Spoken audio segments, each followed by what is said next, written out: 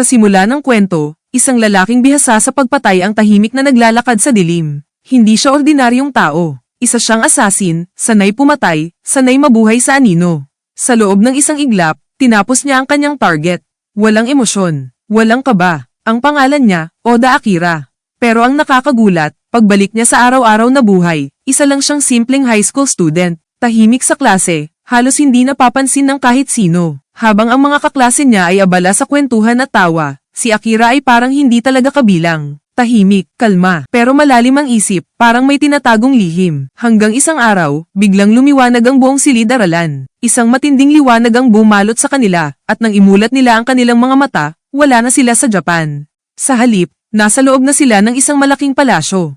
Sa harapan nila, nakaupo ang isang hari, Haring Retes ng kaharian ng Morgan. Pinalibutan sila ng mga sundalo at mga magician. At doon, inanunsyo ng hari ang hindi nila inaasahan, kayo ay dinala mula sa ibang mundo, upang iligtas kami laban sa Demon Lord. Isa-isa, pinahawak ng hari ang bawat estudyante sa Crystal Orb. Lumabas doon ang kani-kanilang mga kakayahan, may naging knight, healer, beast tamer. At syempre, ang pinakamataasang potential, si Tsukasa Seto, itinanghal bilang hero ng kanilang grupo. Tahimik lang si Akira habang pinapanood ang lahat. At sa kanya, lumabas ang titulong, assassin. Pero ang nakapagtataka, ang stats niya ay sobrang taas, lagpas sa lahat. Doon niya napagtanto, kung malalaman ng hari ang totoo, baka siya mismo ang patayin. Kaya ginamit niya ang isang kakayahang tinatawag na conceal presence, isang abilidad na kayang itago ang presensya niya kahit sa mga may magic. Mula noon, naging parang multo si Akira, tahimik pero mapanganib. Habang ang iba ay nag-e-enjoy sa pagiging chosen ones, si Akira ay palihim na lumalabas gabi-gabi. Pinagmamasdan niya ang kaharian, sinusuri ang paligid, at unti-unting napapansin ang mga kakaibang galaw ng mga opisyal. Hindi simpleng pagliligtas ang pakay ng hari.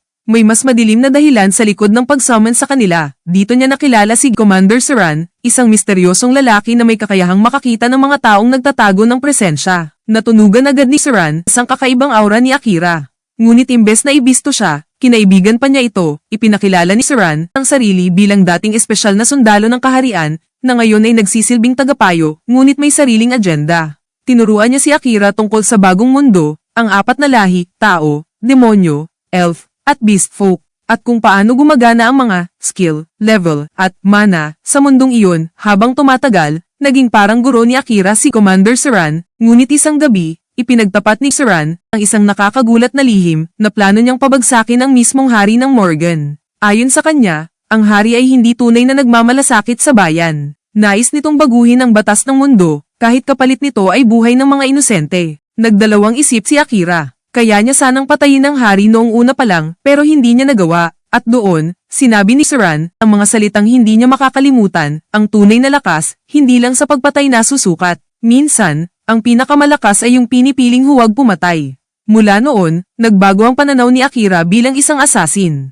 Hindi lang siya mamamatay tao, isa siyang protector na may sariling prinsipyo. Pagkalipas ng isang buwan, ang buong klase ay ipinadala sa kanilang unang misyon, ang Great Labyrinth of Cantinen. Habang naglalakad sila sa gitna ng cheering crowd, napansin ni Akira ang isang lalaking nagsasabi, hindi niyo alam ang totoong dahilan ng pagkatawag niyo rito. Sa loob ng dungeon, nagsimula ang lahat sa madali, hanggang sa lumabas ang isang minotaur, isang halimaw na hindi dapat naroon sa unang palapag.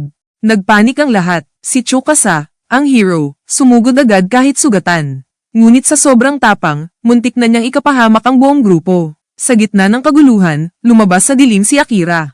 Tahimik. Walang sigaw, walang yabang. Ginamit niya ang kanyang shadow magic at assassin skills, isang mabilis, malinis, at eksaktong pag-atake. Sa isang iglap, bumagsak ang minotaur. Habang nakahandusay ang halimaw, tumahimik ang buong dungeon. Pagkatapos ng laban sa dungeon, hingal na hingal si Akira matapos gamitin ang kanyang shadow magic. Halos maubusan siya ng lakas, pero matagumpay nilang natalo ang halimaw at nakabalik ng walang sino man ang nasugatan. Pinuri siya ng kanyang komandante, si Commander Saran, na nagsabing siya ang dahilan kung bakit ligtas ang lahat. Pero si Akira ay nananatiling mapagkumbaba. Ayon sa kanya, nagtagumpay sila dahil pinayagan siya ni Saran gamitin ang mapanganib na mahika. Sa pag-uusap nila, ibinunyag ni Saran na ang shadow magic ay isang extra skill na bihirang-bihira sa mundo nila. Bagamat napakalakas, mahirap itong kontrolin at mabilis maubos ang enerhiya. Binigyan din niya si Akira ng isang espesyal na sandata, isang katana na nilikha ng unang hero mismo. Nagtaka si Akira kung bakit hindi ito ibinigay sa kasalukuyang hero, si Tsukasa. Sagot ni Saron, mayroon na siyang banal na espada, at kung siya ang may hawak nito, baka mapansin ng hari na ninakaw ko ito. Kaya tinanggap ni Akira ang katana, at nakita niyang may nakaukit sa hawakan, naway gabayan ka ng talam na ito sa oras ng iyong pangangailangan, mahal kong tagapagmana. Habang nag-uusap sila, ipinapakita rin ang nangyayari sa palasyo. Isang mangkukulam na prinsesa ang ginagamit ng hari upang sumpain ang mga estudyante, pinapailalim ang mga ito sa kanyang kapangyarihan. Lumalabas na si Tsukasa, ang tinaguriang hero, ay ginawang puppet ng hari gamit ang isang masamang sumpa.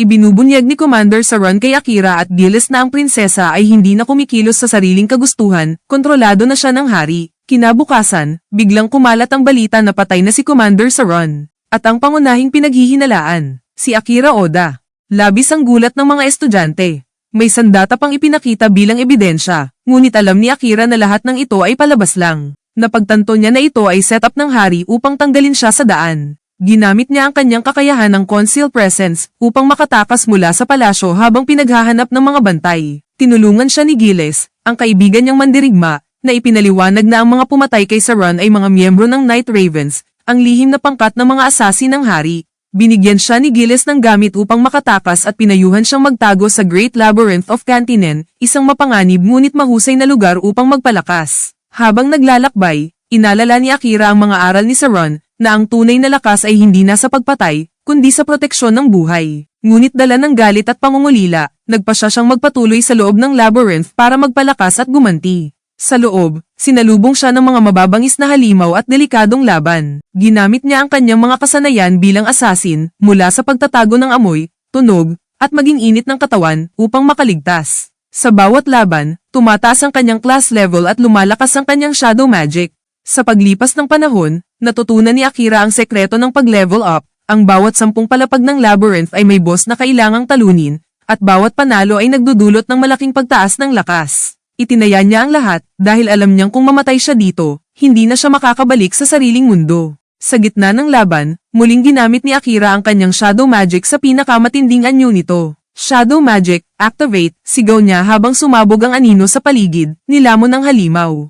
Nasugatan siya, ngunit automatikong nagbago ang mahika sa healing mode, ginagamot ang sarili niyang katawan, samantala, ipinakita rin sa labas ng labyrinth ang ibang mga estudyante, na ngayon ay nagpa siya ng sundan si Akira. Napagtanto nilang nawala na ang sumpa ng prinsesa, at malaya na silang kumilos. Pinangunahan ni Tsukasa at ng iba pang kaklase ang paglalakbay upang hanapin si Akira at ituloy ang misyon laban sa Demon Lord, ngunit sa pagkakataong ito, dala nila ang katotohanan tungkol sa kasinungalingan ng hari. Pagkatapos, nagising si Akira sa loob ng labyrinth, sugatan ngunit buhay. Habang bumababa si Akira, nakasalubong niya ang isang misteryosong babaeng elf sa ika-75 palapag. Sugatan ito at halos wala ng buhay. Gamit ang kanyang likas na instinct at malasakit, inalagaan ni Akira ang dalaga hanggang sa makabawi ito. Sa kanilang pag-uusap, lumitaw ang kabaitan ni Akira sa likod ng kanyang malamig at tahimik na katauhan bilang isang assassin. Ibinunyag ng elf na isa pala siyang prinsesa, at sa unang pagkakataon, naramdaman niya kung paano tratuhing pantay, hindi bilang isang mataas na nilalang. Habang magkasama silang naglalakbay, isang napakalaking dragon ang biglang sumulpot, kaya napilitan silang pagsamahin ang kanilang kakayahan. Malikhain si Akira, ginamit niya ang kanyang mana upang itago ang presensya nila sa paligid, isang delikado ngunit napakatalinong hakbang na labis na ikinagulat ng babae. Ngunit habang tumatagal ang laban, napansin niyang may kakaiba. Hindi ito parang totoong dragon, may mali sa galaw nito. Pagkatapos ng matinding labanan, nagtagumpay si Akira. Ngunit nang lumapit siya sa sugatang halimaw, nagulat siya sa kanyang nakita. Isang pusa. Oo. Ang akala nilang isang dragon ay isa palang itim na pusa, isang halimaw na may kakayahang magbago ng anyo gamit ang extra skill na shapeshifter. Ipinaliwanag ni Amelia, ang kanyang kasamang elf, na kung totoong dragon iyon, siguro ay kanina pa sila patay. Malamang ginamit lang ng halimaw ang anyo ng dragon para takutin sila. Pero nang lalapitan ni Akira ang pusa, bigla itong nagsalita. "Huwag mo akong ikumpara sa mga halimaw na walang isip," sabi nito sa mababang tinig. "Ako ay nilikha mismo ng kanyang kamahalan, ang Demon Lord." Nagulat si Akira at Amelia. Isang halimaw na marunong magsalita at tagasunod pa ng Demon Lord. Ipinahayag ng nilalang na ipinadala siya ng Demon Lord upang maghatid ng mensahe. Hinihintay ka ng kanyang kamahalan sa Demon Lord's Castle sa Demon Continent of Volcano. Napatigil si Akira. Paanong alam ng Demon Lord ang tungkol sa kanya? Plano ba talaga ito? Pero bago siya makapagtanong pa, sinabi ng halimaw. "Patayin mo na ako, iyon ang tanging paraan para matapos ito." Ngunit dahan-daang ibinaba ni Akira ang kanyang espada. Pasensya na, pero hindi ko yun magagawa. Nagulat si Amelia. Alam niyang hindi sila makakalabas ng silid hanggat walang namamatay, pero buo ang loob ni Akira. Hindi ko kayang patayin ng isang nilalang na may kamalayan, lalo na kung ganito kaganda ang balahibo. Ngumiti si Amelia. Naalala niya ang isang lumang paraan, ang Master-Servant Pact, kung saan maaaring mapaamo ang isang halimaw para maging kasamahan. Ngunit may panganib, kung mabibigo si Akira, pareho silang mamamatay. Ngunit tumango si Akira. Ayos lang, susubukan ko. Pinangalanan niya ang itim na pusa na Knight. Hinawakan niya ang paa nito at pinakawalan ng kanyang mana. Biglang nagdilim ang paligid at naramdaman niyang hinihigop ang kanyang kamalayan papunta sa isang mundo ng anino, ang loob ng kaluluwa ni Knight. Doon, humarap siya kay Knight muli. Ngunit sa ibang anyo, mas malaki, mas nakakatakot, parang nilalang ng dilim. Kung gusto mong mabuhay, sabi ni Knight, patayin mo ako. Ngunit ngumiti lang si Akira. Hindi iyon ang gusto mo, di ba? Napatigil si Knight. Ang mga halimaw ay pinapatakbo ng instinct, wala kaming kontrol.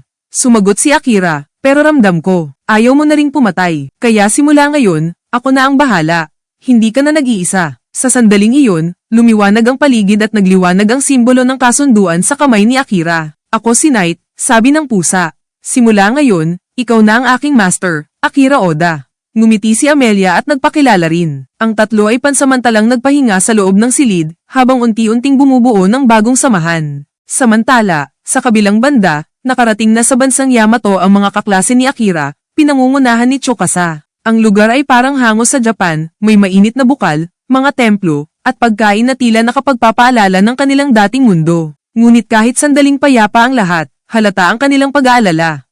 Ubos na ang kanilang pera, at wala pa rin silang ideya kung paano makakauwi sa kanilang mundo. May ilan na gustong maging adventurer para kumita, habang ang iba naman ay naniniwalang tanging ang pagpuksa sa Demon Lord ang makakapagbalik sa kanila. Napunta ang usapan kay Akira, malamang mas malakas na siya ngayon, sabi ni Tsukasa. Pero, mahirap siyang pakisamahan. Ngumiti siya ng mapait. Kaklase ko siya mula pa kindergarten, pero parang hindi niya ako maalala. Nagpa siya ang grupo na manatili muna sa Yamato at mag-ipon ng lakas, habang umaasang muling magtatagpo ang kanilang landas ni Akira. Balik sa labyrinth, inaalagaan ni Akira ang sugatang si Knight. Tinitingnan siya ni Amelia at ngumiti. Mahilig ka talaga sa pusa, ano? Ngumiti si Akira. Oo, lalo na sa mga itim. Ngunit nang mabanggit ni Amelia ang pangalan ni Commander Saran, biglang nagbago ang tono ni Akira. Hindi ako uuwi, hanggat hindi ko siya naipaghihiganti. Ramdam ni Knight ang bigat ng aura ni Akira, ang galit na pinipigilan niya. Pinakalma siya ng pusa, at nagbiro si Akira para ibsan ang tensyon. Sa isang flashback, naalala niya ang kanyang kapatid na si Yui at ang kanilang ina. Ipinakita siyang nagbibigay ng bagong cellphone kay Yui, isang munting sandali ng pagiging kuya, isang paalala kung bakit siya lumalaban. Babalik ako, bulong niya, kahit gaano pa katagal. Makalipas ang ilang araw, natuklasan ni Knight ang teleportation circle sa silid ng boss. Maaari raw nitong dalhin sila kahit saan nila gustuhin. Tinignan ito ni Akira at napaisip, kung pwede sana akong umuwi. Ngunit napailing siya. Hindi pa ngayon. Tumayo siya sa bilog kasama sina Amelia at Knight. Pagningning ng liwanag, bigla silang napunta sa isang bagong lugar, sa ilalim ng banal na puno ng mga elf. Ngunit hindi pa man sila nakakahinga, sinalubong sila ng mga sundalo. Isang lalaki ang humarap, si Liam, isang knight ng kaharian. Kasama niya si Kilka, ang kapatid ni Amelia. Amelia, sigaw ni Kilka, ikaw ay tinuturing na traidor. Naglabasan ng mga sandata.